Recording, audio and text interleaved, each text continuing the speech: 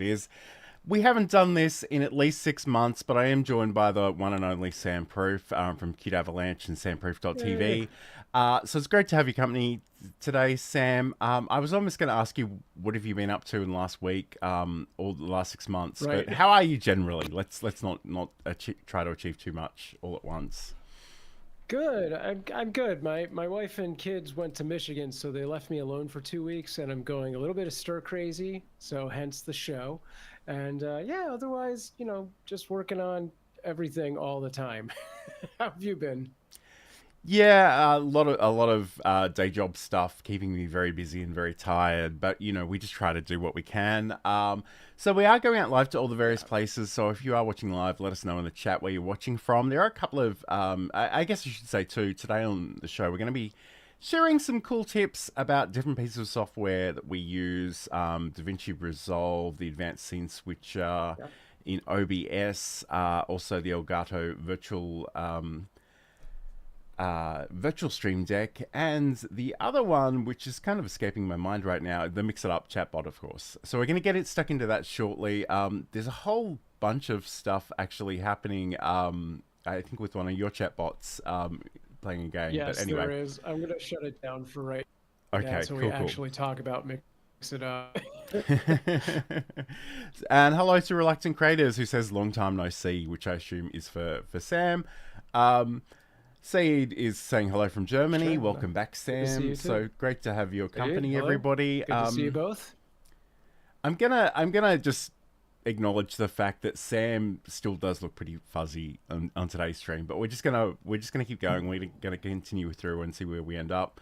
The joy of live internet is a thing. So before we get started, I do want to touch on a couple of news items because I'm sure if you've been here a hot second, you probably would have heard me talk about this thing, which is the Rode Wireless from Micro. From Rode, it's basically this wireless microphone thing, USB-C or Lightning connections. You connect it to your phone, you record, and you're good to go. It's really amazing. I love it. Again, not an ad. I just think it's really cool. But during the last Yeah. couple of weeks, they've actually released a video receiver for this. And essentially, this can be used as a USB receiver, but it also has the 3.5 millimeter TRS cable. The amazing thing is, if you already own this, register it with the Rode, pay a little bit of money for postage. It was $8 Australian for me. They'll send you this for free. So I did that on That's Wednesday. It awesome. was it was in my hot little hands by Friday. Admittedly, Rode are an Australian company, Amazing. so I can't guarantee that it'll be like that for Sure. everybody. But I just love that, and I'm Yeah. I'm really curious, and I haven't had a chance to talk to Rode or test this out yet. But I'm kind of wondering if I can use the TRS connection and the USB connection at the same time to maybe record some audio to a Oh, camera and a phone at the same time, and maybe bring that stuff into DaVinci to do a bit of a multicam edit. The other thing that happened during yeah. the week, if you've been on TikTok during the week, you probably got a message saying that you're impersonating somebody else, and there was a button to click if you wanted to protest this allegation. If you clicked on that button, it would just time out to nothingness. TikTok have come out and said that this was an error and not to worry about it. So I'm sure it caused a Yeah. lot of people a bit of heart failure over the week. It certainly made me quite nervous, for sure. But apparently, we don't need to be concerned about that one. Yeah. No, it's every once in a while they just do a full bamf of nothingness of like out of the blue, like something just shuts down weirdly. And then all of the conspiracy theorists come out and go, this clearly means that Meta owns TikTok. Yes, it's funny. I think a lot of the times people imagine that organizations are much more sophisticated than they are, and that things aren't just genuine mistakes. But in this case, it appears to be. So, those are a couple of Yeah. things I just wanted to mention. So we're gonna get stuck into today's topic. We're gonna be talking about different pieces of software that we use and that we like, and hopefully teach each other something about that software. Um, and I guess for me, I'll start over here. Let's see if this magical button works. So I want to talk to you about DaVinci Resolve, and again, this is something that people who have been joining my streams of late have been hearing a lot about, because I'm just really excited about it. I guess the other thing too is the reason I'm excited about it. Not only is DaVinci Resolve 20 out and it's amazing, it has so many cool features, but I also bought the Speed Editor, which is this amazing little thing here. It is so beautiful. It feels amazing to work with. I've barely scratched the surface of what I can do with it, and I'll try and explain some of that as we go forward this morning. But the thing about DaVinci Resolve 20 in particular is it does actually have a lot of AI features, and Sam knows I have a lot of feelings about AI. And there are some features in here that I will probably never touch. There are other things that I think are actually genuinely quite useful. One of the ones that I was playing with during the week is sort of an audio checkerboard option, and it'll take video footage, and if you have two people speaking, and it's maybe it's one camera, maybe it's two camera, but the audio is essentially one track. It will use its AI, it will analyze the audio and people's mouths moving, and actually move that. It'll slice that up and put it on two different tracks. And I actually tried it out with some of our old footage from this show, and it did a pretty good job. I think the only problem was I have this terrible habit of talking over you, so it didn't get it perfectly, but it did a pretty impressive job. I'm not going to lie. So that's cool. And there are all kinds of things. I guess the other thing too is that we do have Magic Mask, which is just mind-boggling. So I'm just switching over to DaVinci Resolve now. This is actually the cut page. The cut page didn't really make a lot of sense to me until I got this keyboard, but essentially what I can do is I can drag my footage into the master, into the media pool, if you like, and I've got a few different buttons, and I'll put this overlay back on and just talk you through some of these. I wish I could highlight them, but essentially just above the scroll wheel there are three white buttons. One is shuttle, one is jog, and one is scroll. So if I turn that off again, and I'm just going to see if I can maybe make that a little bit bigger so you can see more of what's happening. So with shuttle, and again, I appreciate the people on the stream won't be able to hear this audio. Sam won't be able to hear this audio either. But if I have shuttle on, I can sort of position this in a certain position and let it go, and it will just play at that speed. If I've got jog, I can sort of just go through the audio, and you'll see there that it's giving me a really good close-up of what the waveform looks like. And if I've got scroll, it'll actually show me the whole thing. And I should say too, I have these three clips here. These are actually all represented by this entire thing. So you can set these up in different bins or folders and go through them like that. But essentially, the really beautiful thing about this is if I go back to the jog, and like this is kind of a presentation that I've done mostly in OBS, just because that's the way I like working. But essentially, I can use my scroll wheel. I can put, there's a button for in. I got to make sure I'm on my source. In.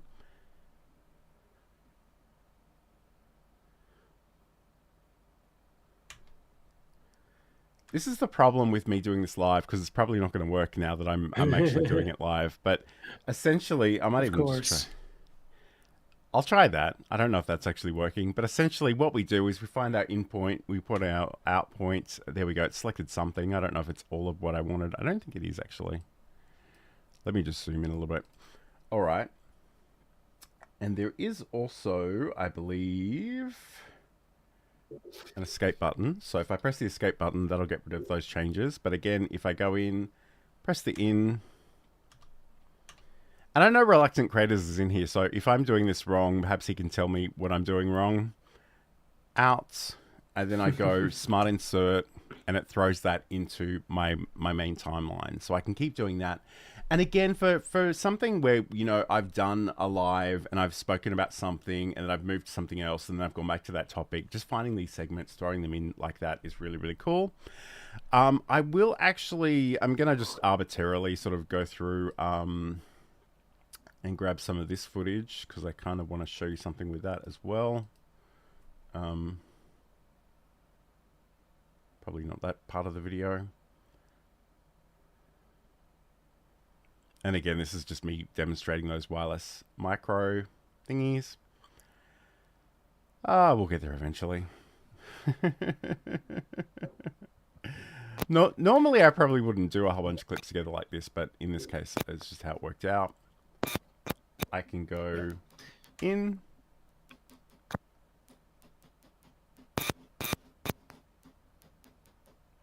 On my out points. And again, this is just me sort of demonstrating how far away I can be from my camera and still get, or phone in this case. Just find my out points. For the record, John can be so far he's behind me. For those of you watching. Yes, there is that. All right. I know there's a lot actually happening in chat, and I love that, and we'll get to it in a second. But essentially, I'm just going to pick an endpoint because we'll be here all day. But I go out, and then I can go smart insert, and then I've got that there. And I guess the other thing, too, that I could potentially do, so if I escape out of that, and I don't know, I want to get to the last little bit, because this is really just a static image. But what I'm going to do is I'm going to say in, out, and I'll go to my timeline. And I haven't actually tested this, so this will be another classic thing that goes terribly wrong. So maybe if I do that here, go back to my source, and I will go place on top, it'll actually put that in here. And the thing about that is that can be any kind of B-roll that we have on there as well. So we've got that. That's all really, really cool. And I can go to my edit page. I can make whatever edits I want to do. The thing I do want to kind of draw your attention to, and I know this is kind of a little not terribly exciting for people watching who may have seen me do this before, but I'm just so excited about it. So what we can do is if I go to this particular clip here, and I go to my color tab, this is where we have this magical thing called Magic Mask. So basically, it's just this option here. It's the AI Magic Mask. If I click on this one, I've sort of got my all kinds of options. But what I want to do is essentially, I want to put a few dots on me. And again, I think I've probably got a few too many things running simultaneously right now because it is... it is having a moment for sure. The other thing we can do is if we click on this magical little button down here, it'll toggle the mask overlay. So it'll actually show me what is being highlighted with this red overlay. So that's really cool. The other thing that I kind of want to do is I want to add a node and I want to add... what do I want to add? It's been a hot second since I've done this. Let me see if I can remember. I should really have reluctant creators like just remind me of all of this stuff every time I try to do it. But add mats, composite mode.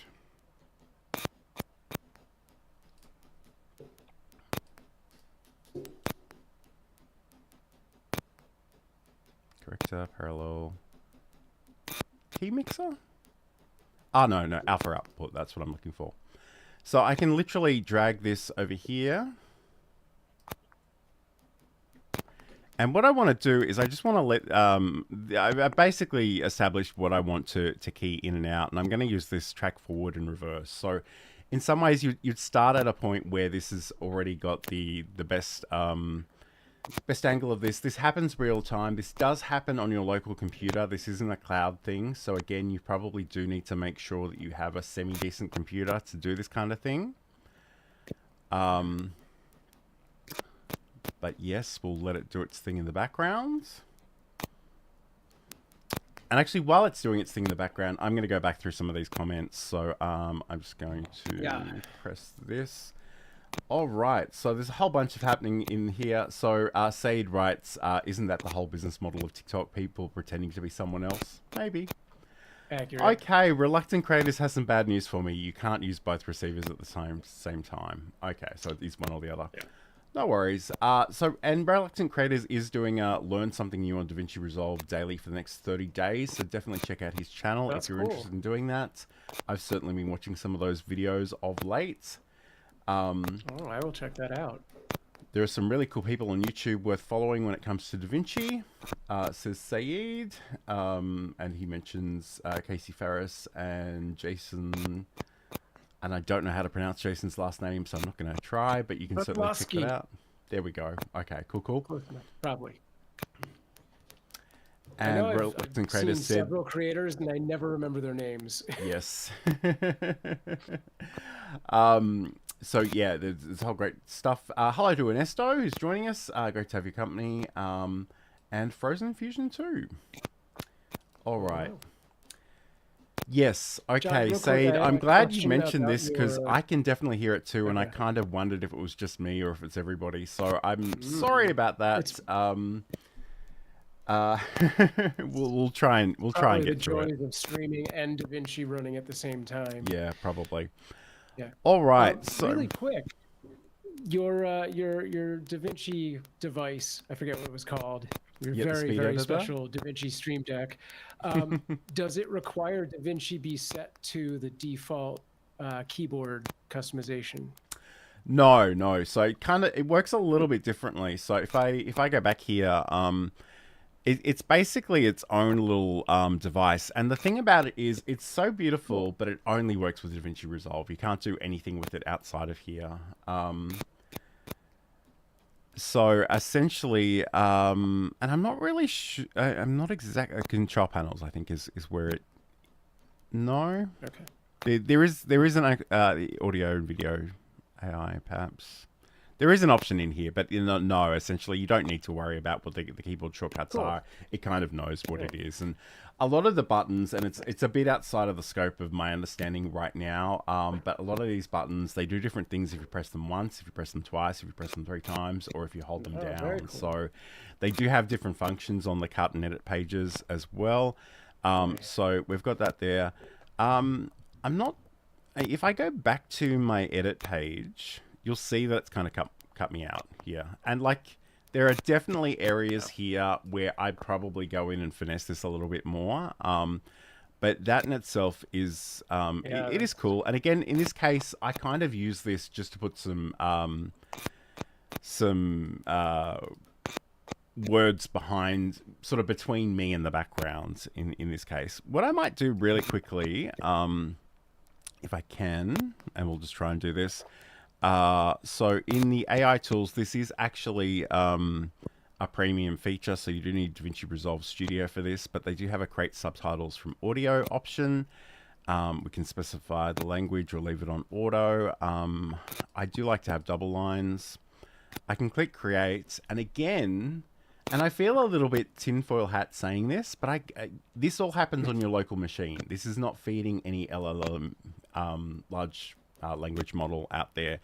And I know a lot of people aren't concerned about that, but I kind of think, you know, if you do actually have, you know, if you've got trade secrets in there, that can potentially be a problem. But all right, so that's basically what I wanted to show you. That there's so much that we could potentially unpack, but I'm going to turn this off, and I'm going to turn DaVinci off, and I'm really hoping that the little audio thing in the background will go away, but I have a terrible feeling it won't. I don't know what that is, unfortunately, so I can definitely still hear it, and it looks like it's coming in from your end, actually, Sam. So I don't know. It might just be a limitation of our internet. Yeah. Okay. I mean, I do have filters on my microphone. Maybe it's just something from that. I can try knocking those off and see if it gets better. Let's find out. Nothing like changing things live. Yeah. Well, look, we might do this. Let me know how that is. Yeah, it's still definitely going. Still there. Because and I feel a little mean doing this, but I'm gonna mute you for a second, Sam. Ooh. Okay.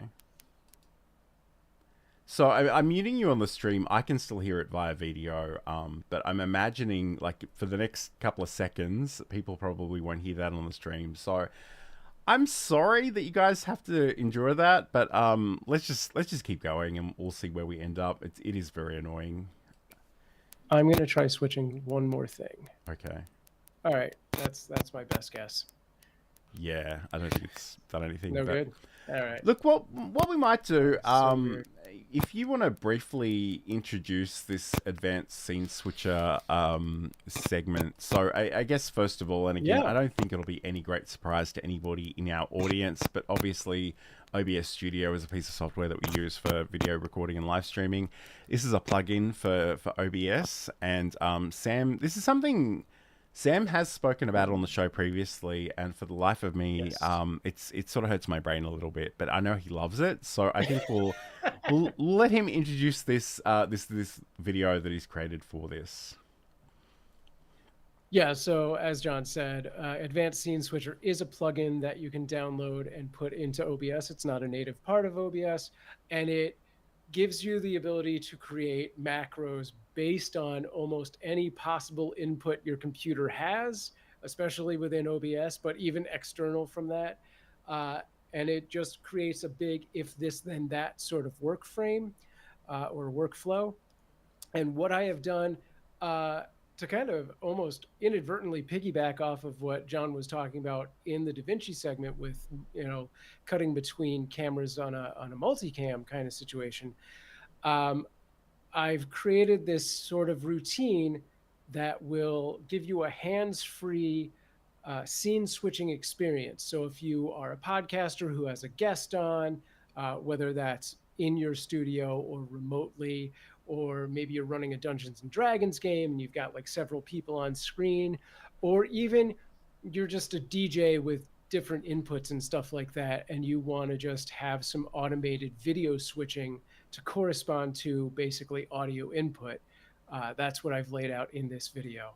So Nice, feel and free I to have play no that. idea what has changed, but your audio is suddenly wonderful. So let's just... I did switch to a direct input to my mic instead of, it was originally running through OBS to video. Oh, okay. All right, cool. Let's check out this video.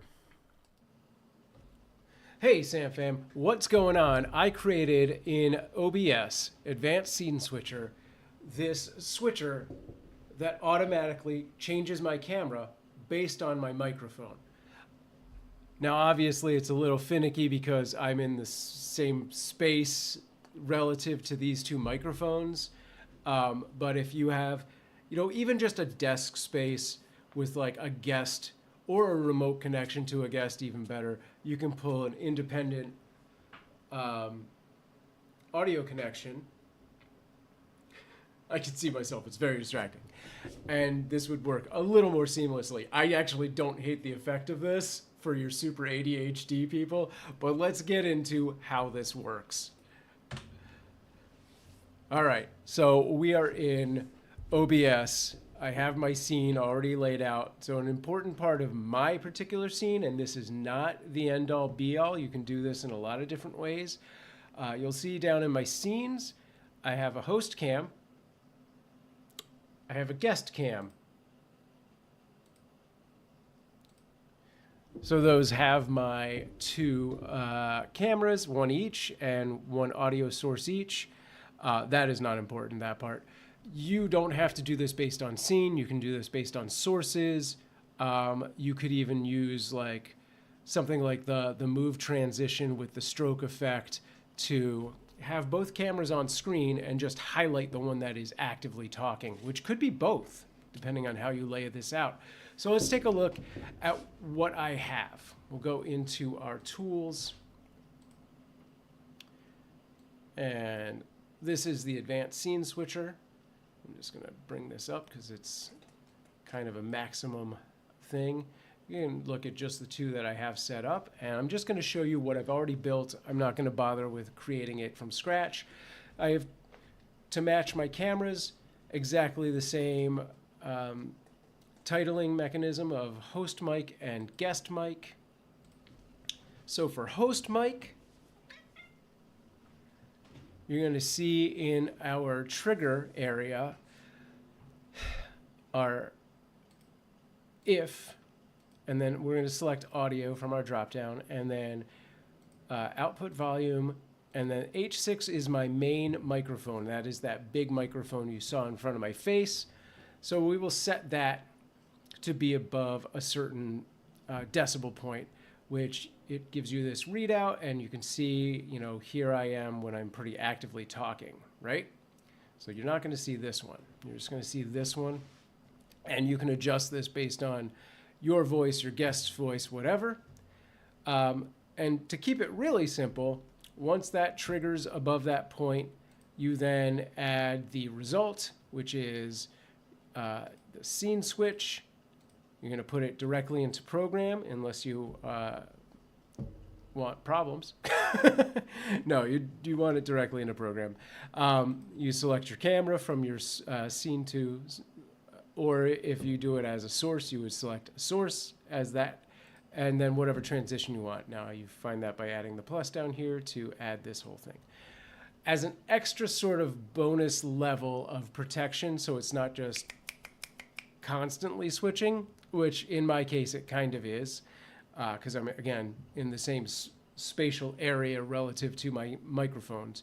I did put this and statement, and this and statement is as follows, which is output volume of the other microphone, and in this case it is going to be below, not above. So if the other microphone dips below, like the other person has stopped speaking, whatever that decibel level is, so it kind of has that check and balance of, yes, this one is loud, this one has gotten a little quieter, make the switch happen. And again, over on our guest mic, we have the same routine, except we've switched the microphones. So now it is the webcam microphone, and the H6 is the relative microphone we're looking to go below. And that's it. It's a very simple routine to put together, and I think the effect is really cool. And yeah, even with this particular setup, as long as I, it's a little tricky sometimes with this, but you could see how in, a two-person setup, a true two-person setup, this would be very helpful. So again, you could do this for like a podcast. You could do this if you have like a multi-person stream, or you just want different people popping up on there. If you have, much like John and I have, two people on screen at one time, you can do that thing where there's a stroke around the camera, and it changes, to a yellow when that person is actively talking. In that case, you wouldn't bother with the and statement, or actually, yes, you would, but you would have that and statement be the same microphone as the if statement. So if it's above this decimal point, turn it yellow, and if it's below, I guess that would be its own separate thing where you could just turn it white or turn it off. You can, in Advanced Scene Switcher, do an else statement. So you could do that there. And, if people want to see that, I can do a follow-up video in the future. It's all the cameras all the time. All right, it's starting to get to be too much. But yeah, I hope that's useful to anyone. I thought it was really cool and kind of really simple to put together. Stay strong. Oh, and you can find more videos like this over at Sam Proof on YouTube, youtube.com/SamProof.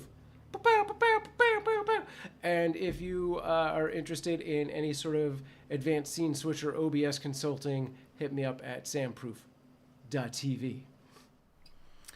Okay, so I've got and for the life of me, I don't know why that keeps popping up. That's really annoying. I'm going to actually see if I can just turn that off entirely. All right, cool. So I think that was really interesting, and I kind of didn't have a chance to watch that before we went live this morning. So it is interesting that the thing that's triggering that is sort of the proximity of your speaking towards two different microphones.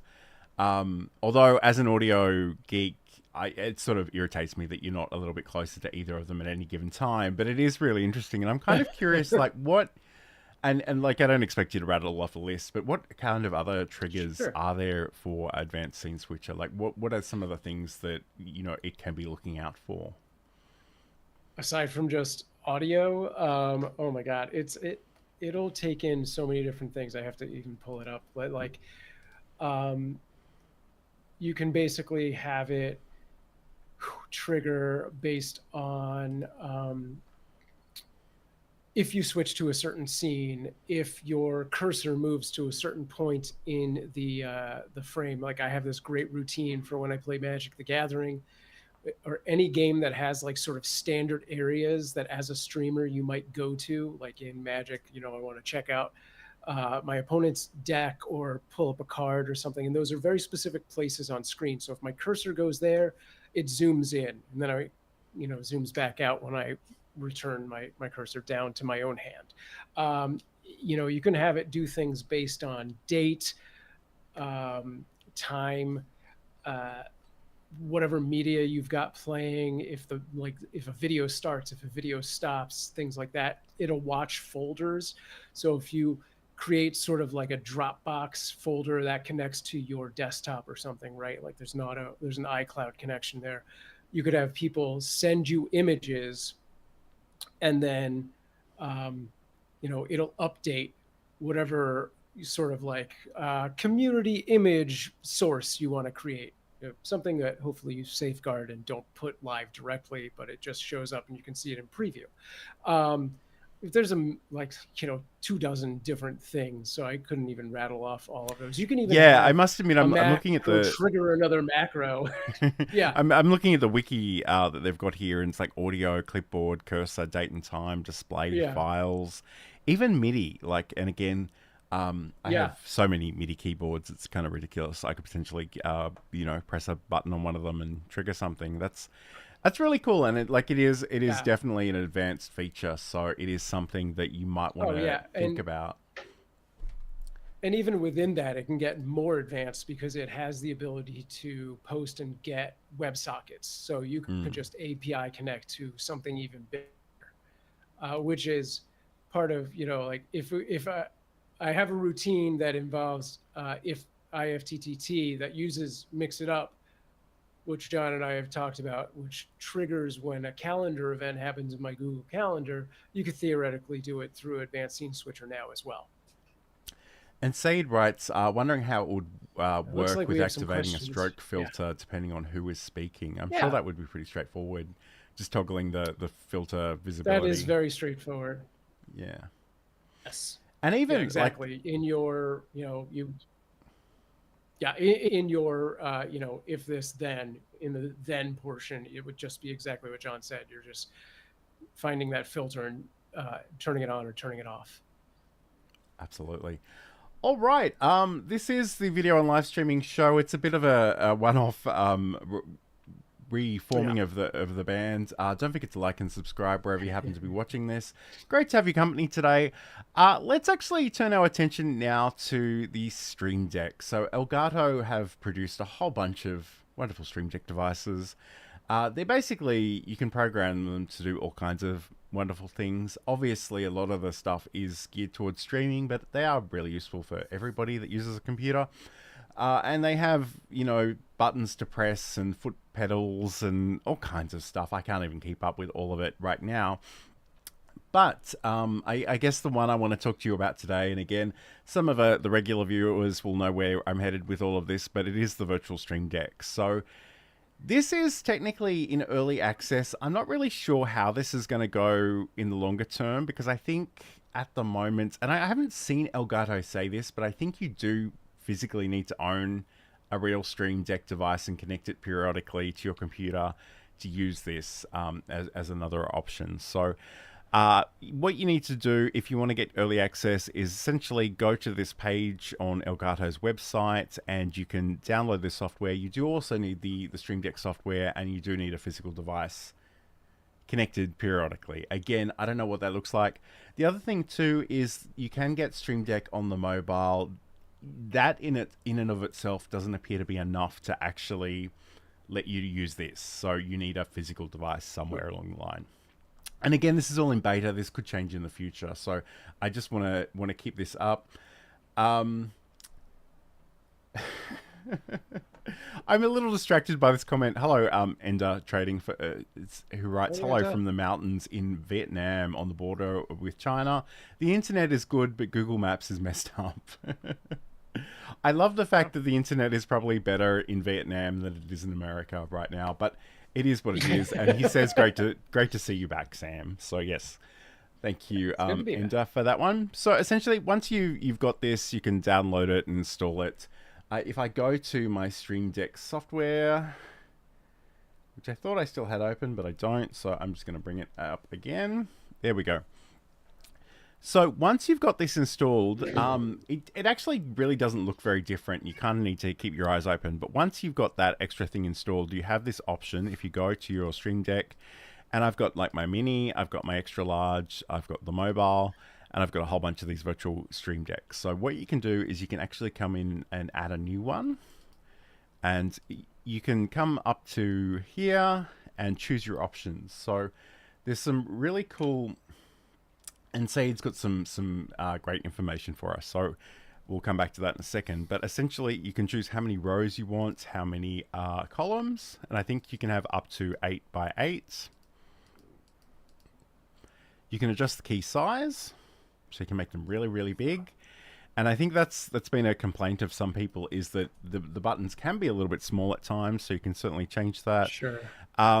We've actually got these two options. One is called fixed and one is called dynamic. The great thing about this, and I'm just gonna make up a keyboard shortcut for my purposes here today. But if I have it fixed, it'll always show up in the same place, which might be useful. But we also have dynamic, and the great thing about dynamic is this will pop up now wherever I happen to have the mouse. So if I move that and I trigger that, it'll pop up wherever the mouse is. And that could be across several different screens. So again, it just depends on what you're kind of looking for. But I'm going to actually go to one I prepared earlier. So at the moment, I've got 3x3. And again, if we go back into our settings, we can assign a hotkey here. So that is always an option. But the other thing we can do is we can also set up a physical button on a physical Stream Deck to trigger this as well. I've got a few different things on here. So essentially, if I go to one of my physical Stream Decks, and in this case, I think I put it on the mini, we have this thing under the Stream Deck options, and it's kind of obscured by Sam's head, I think, a little bit. You can turn me off. Put me on. So if I do this and I do screen share full screen, so Stream Deck, and there's just this little thing here called VSD toggle, and you can drag that on here. You can give this a name. You just specify which one of your virtual Stream Decks you want to show, and if it's got a profile associated with it, you can do that. And now if I click on that button, those extra options will come up. So I can do things like I can trigger the speed editor overlay. Actually, I can't do that here because it's in a different scene, but just take my word for it. That's in fact, I will do that again just to make sure that I've turned it off. But essentially, we can sort of trigger all those different things in here. So the thing about this, I guess, is even with an extra large and a mini, I still need more buttons, Sam. I need more buttons. So I love the idea that I can sort of do this and bring up extra buttons when I need to. And I'm not sure. John is going to get a fourth monitor just to make it a buttons monitor. Yes. And potentially maybe even a touch screen button. I don't know if I guess that might work. Oh, yeah, that would be great. Yep. Yeah. Okay, so again, the chat has been on fire about this. So Reluctant Creators writes, that's correct. Elgato decks act as your license key. And Saeed's got the documentation from the Elgato Help Center. Once activated, you can disconnect the device if you prefer. Virtual Stream Deck will continue to function for up to 30 days without any device connected.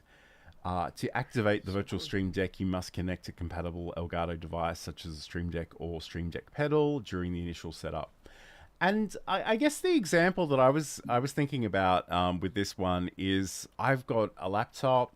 I don't necessarily want to carry around a second Stream Deck, but if I just connect it once a month at home, I can use the virtual options and maybe trigger them via the keyboard shortcuts that I set up. So That's essentially the Stream Deck Virtual. It's cool. It's nifty. You do need to own a physical product to use that though. So just keep that in mind. I don't know if have you even had a chance to play with that yet? No, I haven't. I didn't even realize that existed until just now. Okay, cool. Well, I'm glad we're sort of Now teaching. my mind is spinning. We're sort of teaching each other new things, which is awesome. And I like I said, you can do an 8x8 grid maximum, but I don't know how many. I don't even think there's. I have a feeling there probably isn't much of a restriction on how many virtual Stream Decks. I have 6 set up, and only for demonstration purposes. I haven't really set them up properly for my own use yet, so that is certainly something we could potentially play with. All right. Well, that's really all I wanted to show you with that. And obviously, anything that you can do with a Stream Deck, you can do with those buttons. So again, check out the Stream Deck Marketplace for plugins for the Stream Deck. They're available for OBS. They're available for Meld Studio. All kinds of really, really cool stuff. There's a Discord one too as well. So there's all kinds of stuff that you could potentially do with that. And I really do love it. It's really cool. Hello, Michelle J. Raymonds. Great to have your company. She writes, hey, been a while since I've seen you both on Saturday morning. Yeah, I mean, it's at least 6 months by YouTube's count. So, Yeah. And again, I should say, we're probably not going to be doing this all the time. It's just that Sam had a little bit more time this week. So we thought, what the hell, we'll give it a go. But we are sort of sharing tips and tricks of some of our favorite software. And I think it is time that we really need to talk about Mix It Up, Sam, because Mix It Up is amazing. And again, it's a bit like OBS. It's a bit like DaVinci Resolve. I'm sure I only know like 1% of the power, and that in and of itself is enough for me. But I know you're much more of a power user. So talk to us about, I guess, first of all, what is it and why we might want to use it? Yeah, so in a lot of ways, Mix It Up is very similar to Advanced Scene Switcher for OBS, but Mix It Up is its own standalone app. It runs on, right now, only PC. And it was originally created for Mixer, and when Mixer went away, they made a very quick pivot to bring in Twitch, and then eventually made connections for both YouTube and Trovo as well. So primarily, I would think of it as a Twitch/YouTube chatbot, because honestly, nobody uses Trovo, and go from there. But it can do a whole lot of things, including letting you create custom routines that you can trigger through the chat. It does timers. It does events. So when somebody follows or subscribes to you on a challenge or on a channel, that consider an event. If they donate money, if you have a monetized account, that also consider an event. Things like that. Anything related to it happened on Twitch or YouTube, and now I can do something with that information. And it does a whole slew of other things. In the past, I showed John how to set up a timer and a chat command. I think we even set up a like a specific person's greeting. If like somebody shows up in chat, like that one person, I think it was Saeed, has their own either command or just a message that shows up when he shows up. And these are still actually running, so you can see down the bottom, John's chat support says, welcome back, Saeed. Sam mentioned the timer as well, so although actually there's another one here for Ernesto that says, hey Ernesto, thanks for joining us. I've actually set up a bunch of these based on individual users. But the timer that you referred to, like I have this thing that just says, hey, remember to like and subscribe. And that goes every 15 minutes just to let people know to do that. Yeah. So those are all cool things. Yep. And Mix It Up's control is beyond the scope of just chat. You can also connect it via WebSocket to OBS itself to do things very similar to the Advanced Scene Switcher, where it can now switch scenes, turn on and off sources, manipulate all of that kind of data that's inside of OBS as well. So almost anything you can do in one, you can do in the other. There's some, specialities there. If I had never, found Mix It Up first, I would probably do 90% of those things in Advanced Scene Switcher at this point, because the guy that built that thing has like really put some effort into it recently. However, I think Mix It Up has an easier UI or UX to use. I think it's just a lot more intuitive in a lot of ways. John's got the download page right there. So if you go to mixitupapp.com, that is the official website. You can download it there. It's free. There's no service, no maintenance. If you think it's an amazing product, I do believe they have like a Patreon or something. And it's like two guys who worked for Microsoft that are still running this thing out of pocket today. And they have a very active Discord. And if you ever have issues with it, they usually respond within like a few hours, but generally 24 hours. One thing we probably do need to call out is just that this is Windows-based software. So for once, I did the Mac mention people miss out. Yeah. I just want to mention that because sometimes they're a bit grumpy about that. That is the one big difference between Advanced Scene Switcher and Mix It Up is Advanced Scene Switcher does work on both Windows and Mac. Anywhere you can run OBS, you can run Advanced Scene Switcher. Whereas, Mix It Up is PC only, Windows only. Nice. So I do have Mix It Up running for my stream right now. This is the chat itself, and also the Restream bot is bringing things in from other destinations as well, which is quite useful. The great thing about this is, and again, I'll just say it as my classic example for everything, is that while this is running, it will remember everything that Said's ever done.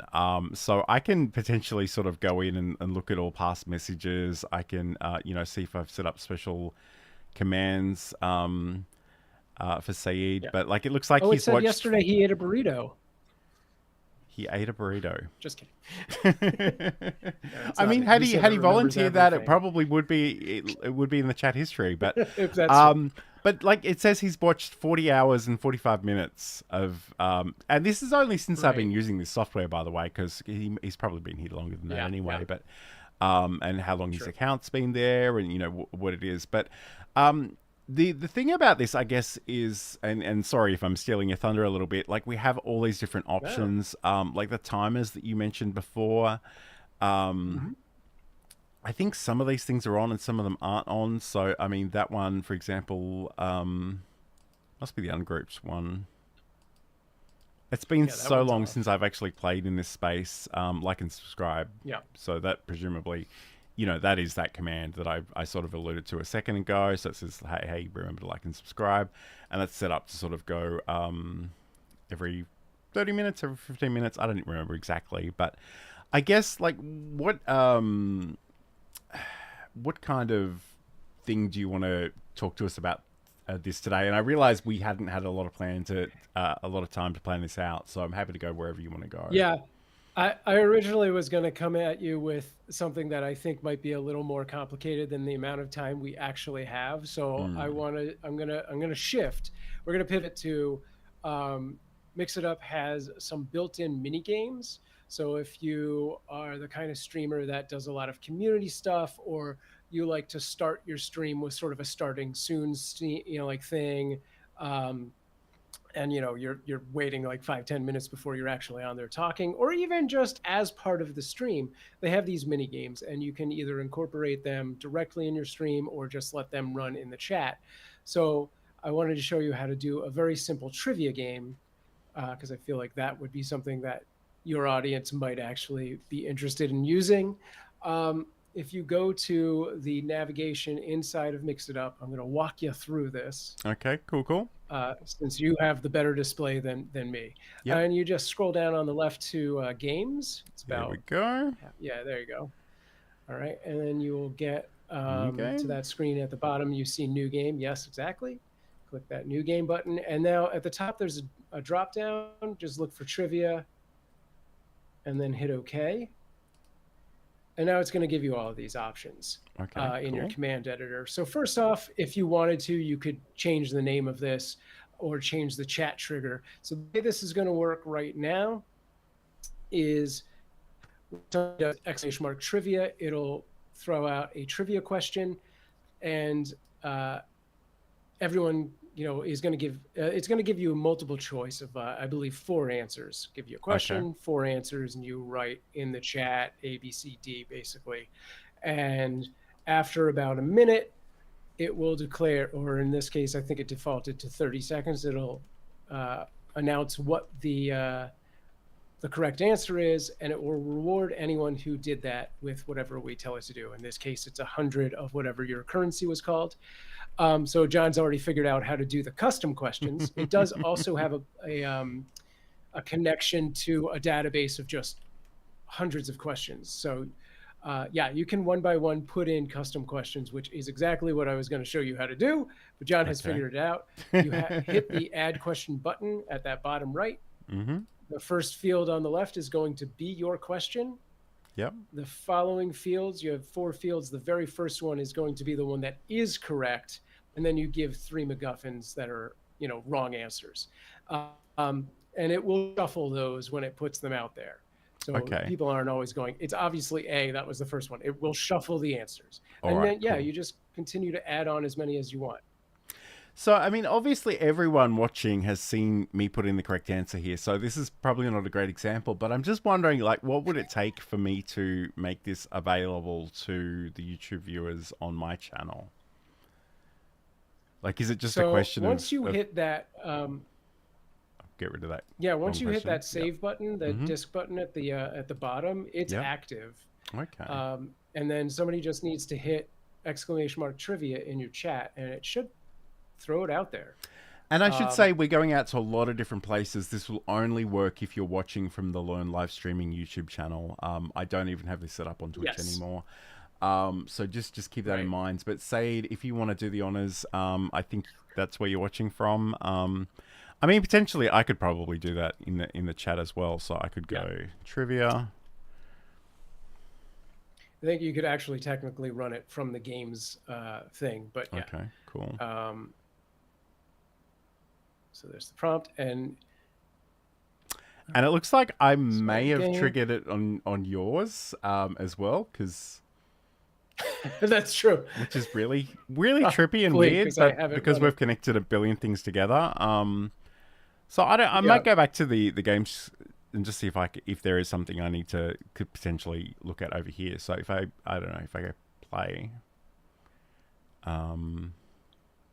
that's to test the command. Okay, yeah. So I mean, that's really trippy. So maybe we need to try this again when I'm not going out to Sam's places too, because the question that came up was completely unrelated. No, but I think that is, well, yeah. So what I was saying is it does have online questions, and you have that enabled currently. So I think that question is on your YouTube. So if you want to open that up again, I will show you how to disable that. It's right in that start settings box, and you're just going to click where it says use online questions. Just turn that one off, toggle that off to the left. I'm lost completely. Talk me through that again. Go to the top left where you have the trivia and then the trivia command, right? You see that? Yeah. No, you bring that window back up. Okay. Yeah. Trivia command. Yeah. The first blue box under it. So right now you're in user requirements. Go to I see. Yeah. Cool. Okay. And now it should only do the question that you have entered. All right. Let me try that again then. So, yes. Trivia.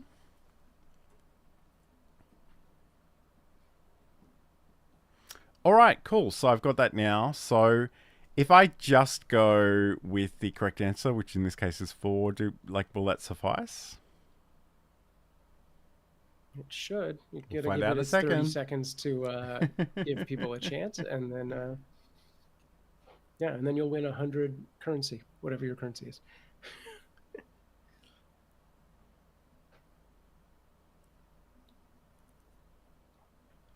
Okay, so the correct answer was obsproject.com. Everyone who guessed won 100.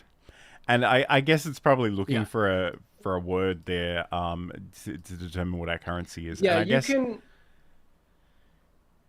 Yeah, so you can go in and customize it for that message, which is I think it's called correct answer prompt.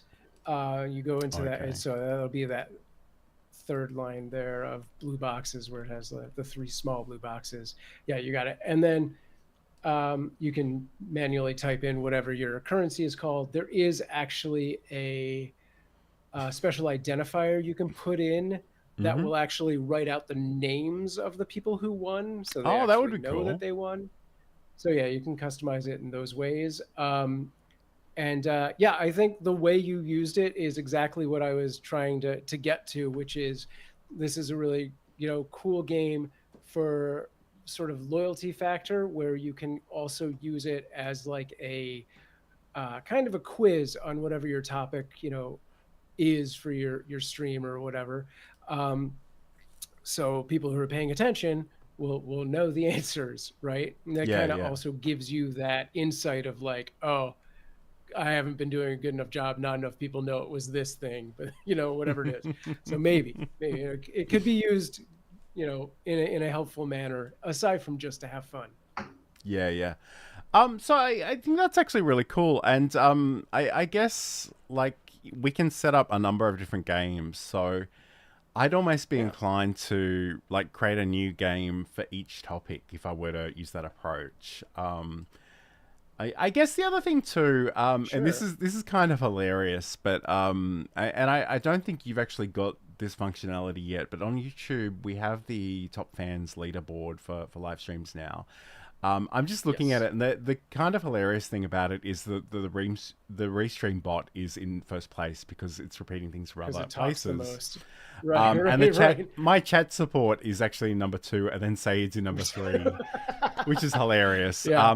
But I'm really hoping at some point YouTube will actually surface that stuff so we can use it in chatbots and in OBS. I think that would be really, really fun. That would be great. Yeah. But yeah, it's Yeah, great. it'd be really I've got cool 6 if we could people. put 6. that information out there. Yeah. Sorry, Yeah. I'm talking over you, just like old times. Hey. So, I think that's really cool. And again, we've done entire shows on Mix It Up in the past. So if you want to go through the archives and maybe check those out, that would probably be helpful. Again, this is very much for YouTube, Twitch, and Trovo, which Sam admits nobody uses. Yes. I don't even know what it is really. I had some issues with it actually going out to Twitch and YouTube at the same time. So I kind of turned off the Twitch functionality over there because I am very YouTube focused, obviously. But yes, I hope that's been useful. I mean, it's been so great to catch up with Sam and have so many wonderful people in the chat as well. But Sam, if people want to catch up with you more generally, where can they go to watch your content and all that cool stuff? Yeah, if you want to see that video that I recorded again, that I showed earlier, or similar videos, find me on my YouTube channel or go to samproof.tv. And if there were no cats in this stream today, but as Mean said over in my chat, everyone could come to Cute Avalanche and see the trivia bot in action, where we do have several custom questions as well as the online one. And go to cuteavalanche.com for our 24/7 cat cam. Nice. And yes, Means definitely said that. I'll just put that up on the chat. If you wanna catch up with me, my poor website really is it needs a lot of attention, but you can head over to johnlacey.com. There's a whole bunch of social links at the bottom of those pages. Come find us, come like and subscribe, do all of the things. I don't know when we're going to be together again in this fashion, but we're certainly both doing our things. So subscribe to the channel, stay in touch. Have a great week and have a great weekend when you get there, and we'll talk to you again very, very soon.